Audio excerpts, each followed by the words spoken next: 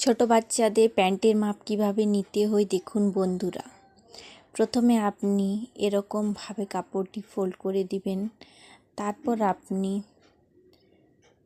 উপর থেকে এরকম নিচ পর্যন্ত পুরো মাপটি নেবেন লেন্থ। এটার সাথে আপনি 1 বা 2 ইঞ্চি বাড়তি অ্যাড করবেন মাপটি। লম্বাটি নেওয়া হয়ে গেল। এরপর আপনি কোমরের মাপ নেবেন। কোমরের মাপটি পুরো এরকমভাবে পুরো রাউন্ডটি মাপ নিয়ে নেবেন।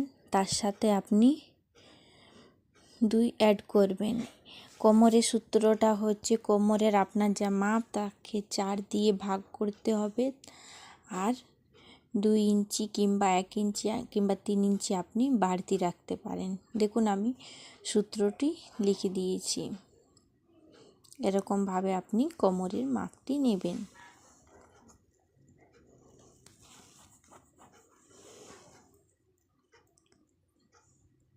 তারপর আসনের মাপটি কিভাবে নেবেন, ক্রচ এরিয়ার এরকমভাবে পুরোটা মাপ নিয়ে নেবেন। এটাকে আপনাকে 4 দিয়ে ভাগ করতে হবে এবং 1 ইঞ্চি বাড়তি নিতে পারেন। তারপরে বটনের মাপটি কিভাবে নেবে, এরকমভাবে পুরো রাউন্ড মাপটি নিয়ে নেবেন। সেটাকে আপনাকে অর্ধেক মাপ নিতে হবে এবং 1 ইঞ্চি বাড়তি নিতে হবে। থ্যাংক ইউ বন্ধুরা।